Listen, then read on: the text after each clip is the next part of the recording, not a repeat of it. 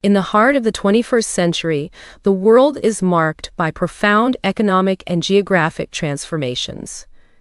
The rise of East Asia as a powerhouse in global economic integration presents both a challenge and an opportunity. Regional integration in East Asia from the viewpoint of spatial economics offers a unique lens through which to explore these developments. Edited by Masahisa Fujita, this book is a comprehensive examination that uses the framework of spatial economics to understand the complex dynamics of regional integration. It is based on contributions from an international symposium, focusing on themes of globalization and regional integration, and underscores how these concepts are critical in addressing the growing interdependence among economies. The book's relevance extends beyond academic circles, offering insights that are crucial for policymakers, economists, and anyone interested in the future of global economic governance. By examining the historical context and current trends, it aims to elucidate the challenges and opportunities that come with increasing globalization and regional integration. Fujita's exploration of how societies have historically responded to economic challenges,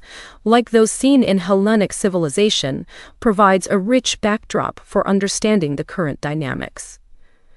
This narrative sets the stage for a deeper dive into the book's key themes, ensuring readers can appreciate the complexities of regional integration and the role of spatial economics in shaping economic landscapes. Spatial economics, also known as new economic geography, has emerged as a crucial tool for understanding the formation of economic agglomerations and the complex interplay of market forces and institutional support. This field emphasizes the importance of understanding how economic activities are spatially organized and why certain regions become centers of economic activity. Fujita's work highlights the role of spatial economics in explaining the uneven progress of regional integration within East Asia compared to other regions like the European Union. He points out that while East Asia has seen significant GDP growth and increased intraregional trade, the level of regional integration has not kept pace with this growth. This disparity underscores the need for a more nuanced understanding of how market mechanisms and political frameworks interact to foster regional economic cohesion. The book explores the dynamics of agglomeration and dispersion, examining how these forces shape economic activities. Fujita emphasizes that while lower transport costs generally suggest greater accessibility and even distribution, empirical evidence reveals a more complex interaction. In East Asia, high-value industries have gravitated towards larger urban centers due to their ability to provide diverse products efficiently. However, this concentration has also led to the migration of labor-intensive industries to peripheral areas, where rising land prices make operations less viable. This dual process of agglomeration and dispersion is a critical aspect of understanding East Asia's evolving economic landscape. The text further explores the role of multinational firms in this process, highlighting how these firms contribute to global economic integration and growth within the region. The role of multinational firms, MNFs, in driving regional integration is a key focus of the book. Fujita delves into how these firms have adapted their operations to leverage the benefits of globalization and technological advancements. The text emphasizes that while the IT revolution has reduced transportation costs and enhanced communication, it has also created new challenges for firms seeking to optimize their supply chains. By fragmenting production processes across various countries, MNFs can benefit from differences in labor costs and market access, a phenomenon Fujita terms production fragmentation. This strategy allows firms to maximize efficiency and profitability while responding to changing market demands. The book examines how these firms have contributed to the evolution of global economic integration and growth, particularly within East Asia. It notes that China's growing influence on international trade has been greatly facilitated by the presence of MNFs, which handle a substantial proportion of trade. The text argues that effective organization within MNFs is essential for minimizing transport and communication costs across geographically dispersed operations. This approach has not only benefited multinational firms, but has also contributed to the overall efficiency of global supply chains.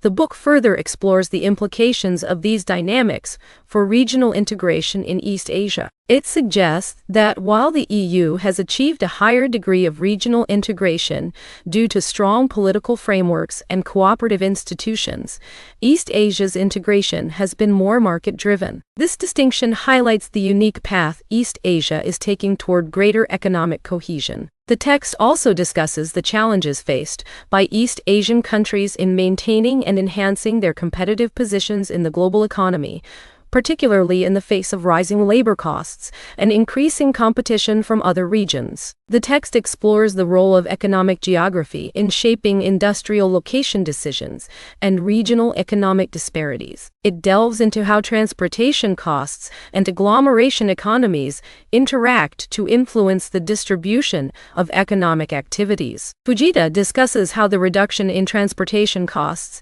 has led to the formation of concentrated economic centers, where high-value industries are attracted to urban areas due to their ability to provide diverse products efficiently. However, this concentration can also trigger a migration phenomenon, where labor-intensive industries relocate to peripheral areas as rising land prices make operations less viable. The book examines how these dynamics have played out in different regions of the world, with East Asia providing a particularly rich case study. It notes that while the EU has achieved higher levels of regional integration due to strong political frameworks and cooperative institutions, East Asia's integration has been more market-driven. This distinction highlights the unique path East Asia is taking toward greater economic cohesion. The text also discusses the challenges faced by East Asian countries in maintaining and enhancing their competitive positions in the global economy, particularly in the face of rising labor costs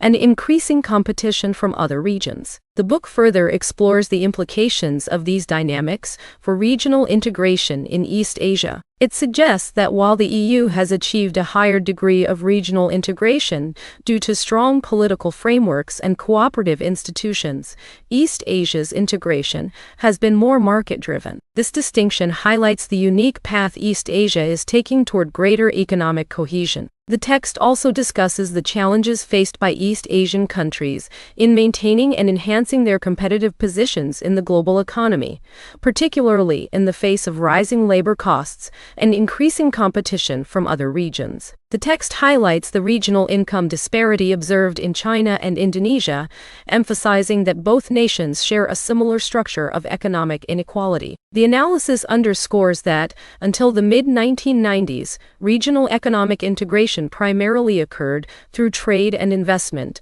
under the World Trade Organization (WTO) framework. However, with the establishment of the ASEAN Free Trade Area (AFTA) and subsequent bilateral free trade agreements (FTAs), East Asian countries began to explore deeper economic cooperation. The emergence of an Asian community concept signifies a shift towards a more structured approach to regional integration, driven by various factors, including slow progress at the WTO level, competitive disadvantages in global trade compared to other regions, and the need for financial stability following the 1997 Asian financial crisis. The book explores the role of foreign direct investment, FDI, in transforming the economies of countries like China. It highlights how FDI has contributed to the growth of manufacturing capabilities and export capacity, while also raising concerns about rising income inequality due to wage disparities. The text suggests that for a country like China, the optimal strategy is to pursue a hub-and-spoke type FTA strategy rather than sequential bilateral FTAs with advanced partners, followed by agreements with less developed nations. This approach could better leverage China's intermediate technological status while mitigating risks associated with dependency on advanced technologies from partners like Japan.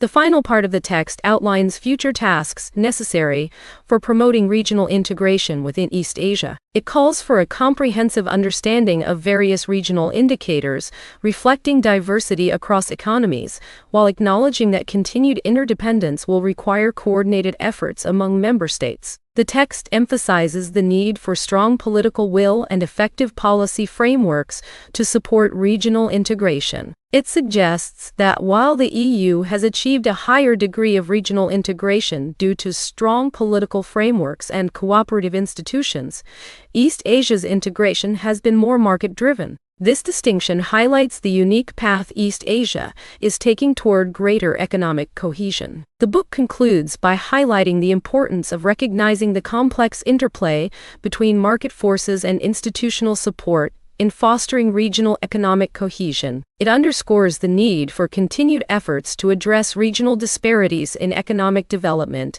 and to promote sustainable growth. The text concludes with an optimistic outlook, suggesting that with coordinated efforts and strategic policies, East Asia can continue to make significant strides in achieving deeper integration amidst ongoing globalization trends. In conclusion, regional integration in East Asia from the viewpoint of spatial economics offers a valuable resource for understanding the complex dynamics of regional integration and economic growth. By using the framework of spatial economics, the book provides insights into the challenges and opportunities that come with increasing globalization and regional integration. Its focus on market mechanisms and institutional support offers a unique perspective on the unique path East Asia is taking toward greater economic cohesion. As the world continues to evolve, this book serves as a critical resource for those seeking to understand and navigate the future of global economic governance.